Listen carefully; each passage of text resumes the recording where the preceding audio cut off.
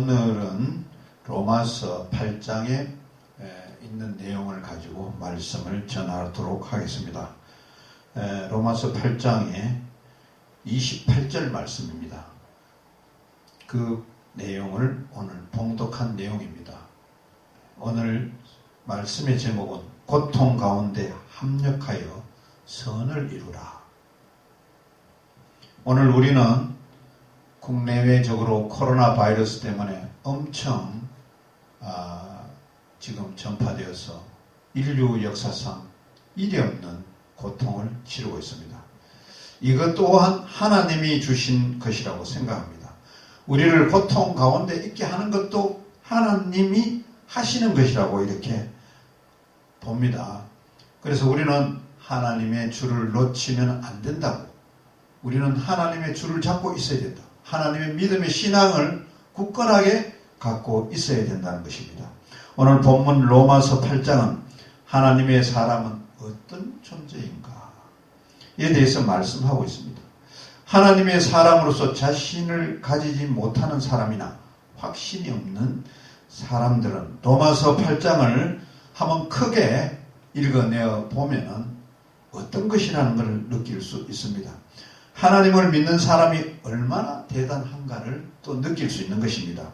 로마서 8장에서 말하는 하나님의 사람은 누구인지 그 내용을 한번 요약해보면 2절에 나와 있는 죄와 사망의 법에서 해방된 사람이다 라고 하고, 또 9절에서 10절, 11절에 보면 하나님의 영이 거하는 사람이다. 또 14절에 보면 성령의 인도하심을 따라 사는 사람이다. 이렇게 말씀을 하다 보면 어떤 곳에 도달하느냐 하면은 본문 28절에 도달하게 됩니다. 그것은 뭐냐?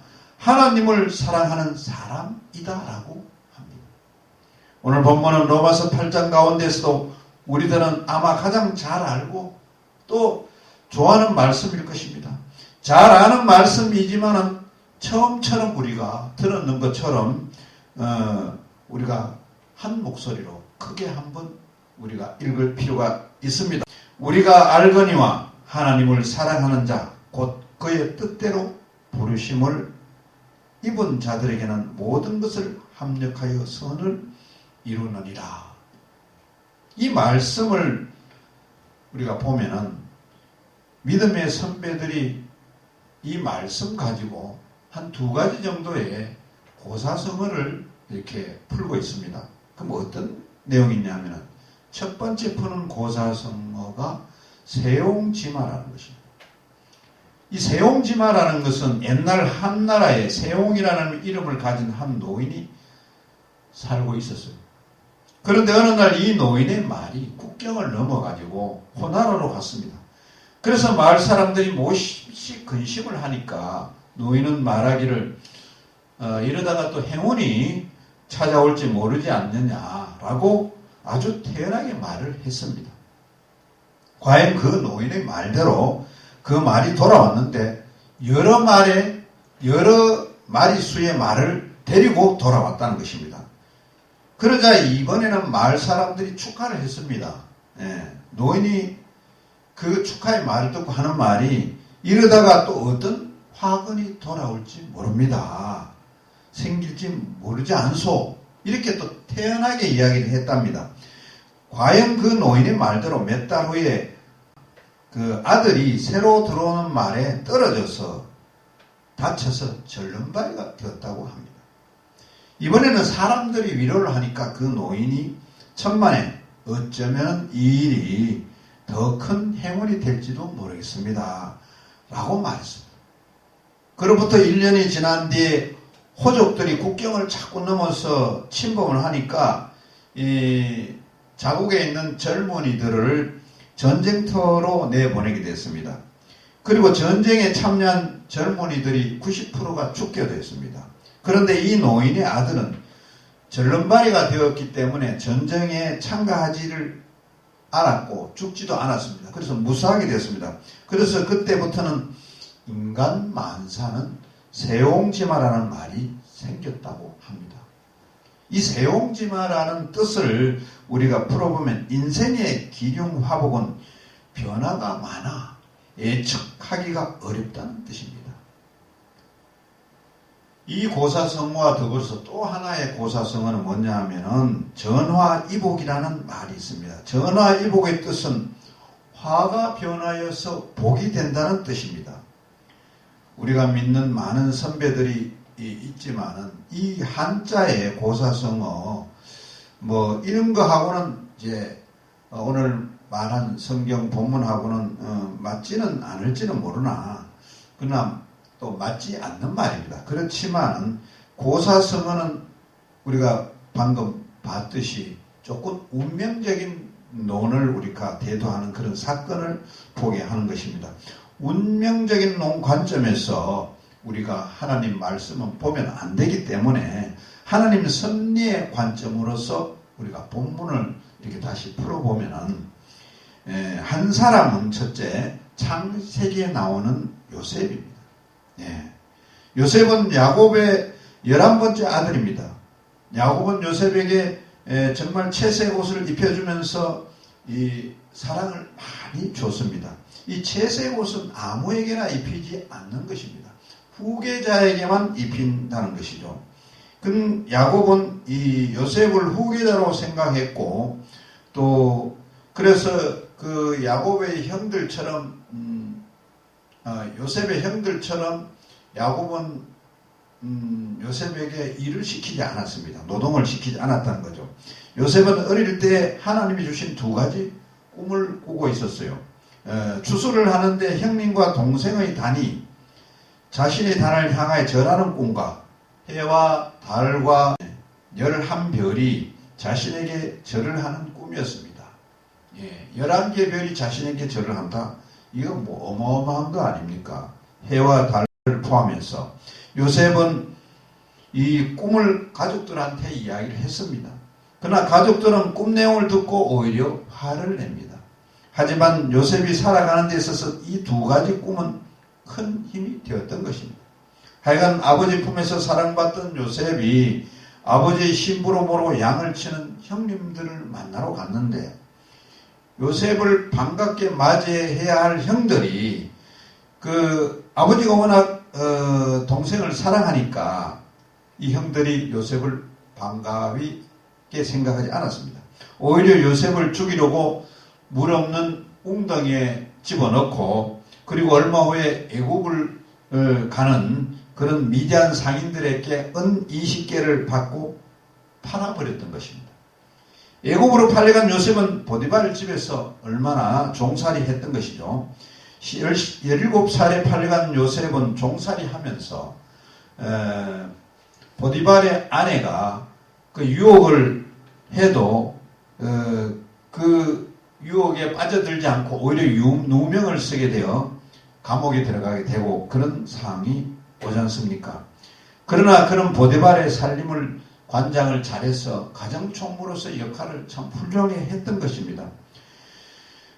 요셉이 감옥에 있을 적에 술 맡은 관원장하고 떡 굽는 관원장의 꿈을 해석해 줬고 그 해석해 준 대로 술 맡은 관원장은 3일 후에 복직했고 또 떡 굽는 관원장은 3일 후에 죽었습니다.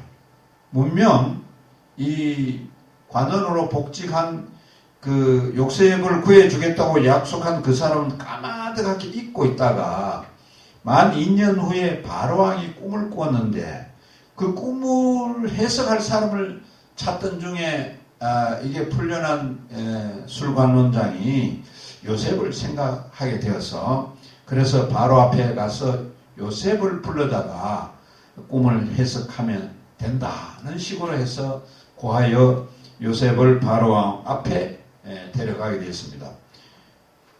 그래서 바로왕은 꿈을 풀어주는 요셉을 애굽의 국무총리가 되게 만들었던 것이죠.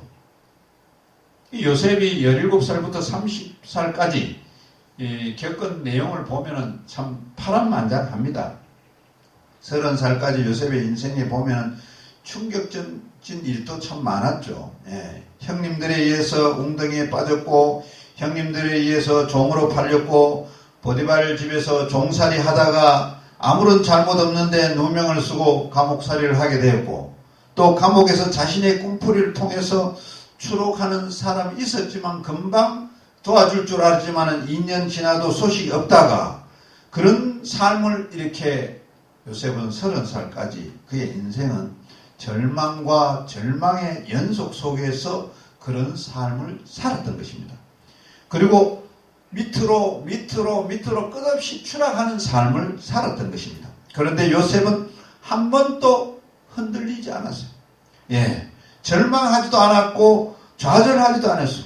이유는 하나님이 자신을 형님들에게 절을 받는 존재로, 또 아버지와 어머니와 형님들로부터 절을 받는 존재로 만들어준다는 꿈과 믿음을 가지고 있었기 때문이었습니다. 결국 그는 애굽의 국무총리가 되었어요. 형님들이 기근의 문제를 해결하기 위해 자신을 찾아와서 절을 하게 되었습니다. 형님들을 만난 요셉은 형님들에게 이렇게 말씀합니다. 당신들이 나를 이곳에 팔았다고 해서 근심하지 마소서. 한탄하지 마소서. 하나님의 생명을 구원하시려고 나를 당신들보다 먼저 보내셨나이다. 나를 이리로 보낸 이는 당신들이 아니요 하나님이시라. 이렇게 성경에는 창세기에 수록되어 있고 또 그런 내용으로 고백을 합니다. 요셉은 절망의 바닥을 치는 삶을 살았을 때도 하나님이 나를 버렸다고 한 번도 생각하지 않았습니다. 그 어떤 절망의 환경에서도 하나님이 자신과 함께 한다고 생각했고, 그 믿음으로 살았을 때 결국 그가 꿈과 믿음대로 애굽의 국무총리가 되었던 것입니다. 오늘 본문으로 말하면 요셉의 절망적인 환경 모두를 합하여 애굽의 국무총리라는 선을 이루어냈다고 이렇게 보시면 되는 것입니다.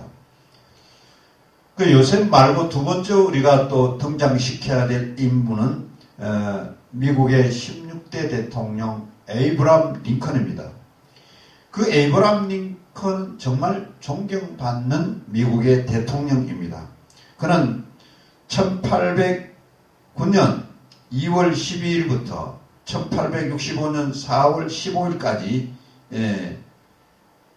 그 삶에 있어서 내용을 살펴보면은 그는 어떤 이력이 있었느냐 하면은 실패의 연속이었어요. 링컨도 1831년에 자기는 사업에 손을 댔다가 실패를 했고, 또 그 이듬해 주 하원의원에 출마해는 낙선했고, 또 그 이듬해 1833년에 또 사업에 실패했고, 그러다가 어떻게 1년 뒤에 주 하원의원에 당선되었습니다. 신경쇠약으로 또 1836년에 쓰러지고, 그러다가 1838년에 주 하원 의장에 입후보했다가 낙선했습니다. 또 그리고 2년 뒤에 선거인단에 출마했다가 낙선합니다. 1843년엔 연방상원의원에 출마했다가 또 낙선하고 1846년에 가까스로 연방하원의원에 당선되었습니다. 그러나 1848년에 다시 재투표해서는 또 낙선하고 1856년에 부통령에 출마했으나 또 낙선했습니다. 1858년에 연방상원의원에 출마했으나 낙선했고, 그러다가 1860년에 드디어 미국 대통령 선거에 당선이 되었습니다. 이 낙선이 계속되다가 대통령에 당선된 것입니다. 그래서 기자들은 링컨 대통령한테 물었습니다. 대통령의 놀라운 성공과 존경받는 삶의 비결은 대체 뭡니까? 링컨은 머리를 숙이고 가만히 있다가 말했습니다. 간단합니다. 저는 인생에 많은 실패를 하고 그리고 성경험을 많이 했습니다. 내가 인생에 실패를 하고 성경험을 한 것이 모든 것이 오늘날 나로 사람이 되게 만들어 주었습니다. 그리고 그는 또 이렇게 말했습니다. 내가 어릴 때 우리 어머니 무릎에서 성경을 배웠는데 어머님이 내게 가르쳐준 말이 있습니다. 로마서 8장 28절에 하나님을 사랑하는 자, 곧 그 뜻대로 부르심을 입은 자들에게는 모든 것이 합력하여 선을 이룬다고 말씀하셨습니다. 나는 내가 인생의 선장을 마시고 낙선을 하고 고통을 당할 때마다 이 말씀을 기억하고 꿈과 믿음을 가슴속에 품었습니다. 그 결과로 오늘 나는 미국의 대통령이 되었습니다. 얼마나 대단합니까? 오늘 읽은 로마서 8장 28절은 이만큼 대단한 구절입니다. 대단한 말씀입니다. 내 삶이 비록 고통의 연속이라 할지라도 그 고통 순간에도 하나님과 함께 하고 계시고 결국은 그 모든 고통을 넘어가게 하셔서 하나님의 뜻을 이루게 된다는 말씀인 것입니다.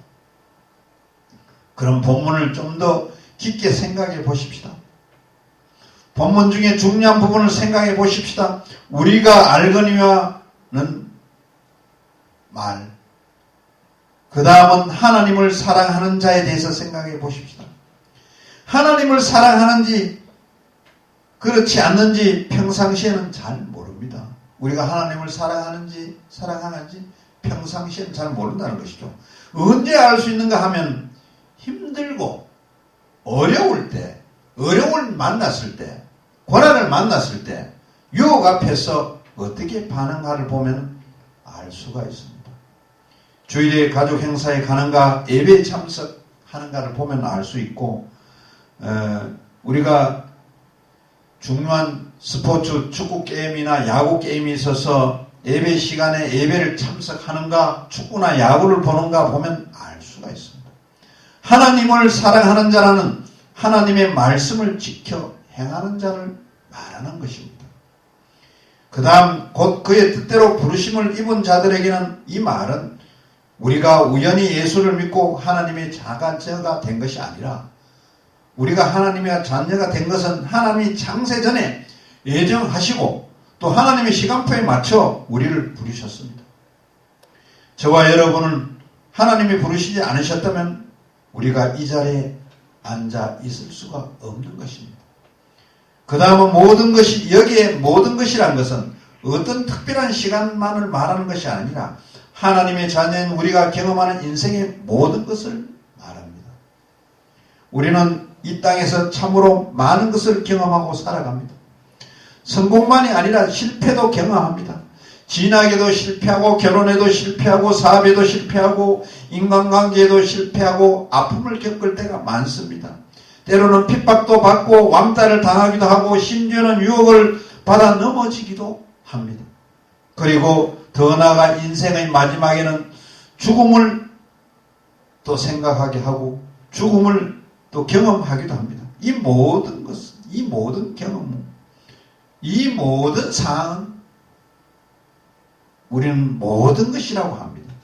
그 다음 협력하여 선을 이루느니라. 이 말은 합력하여 하나님의 뜻을 이루고 만다는 뜻입니다.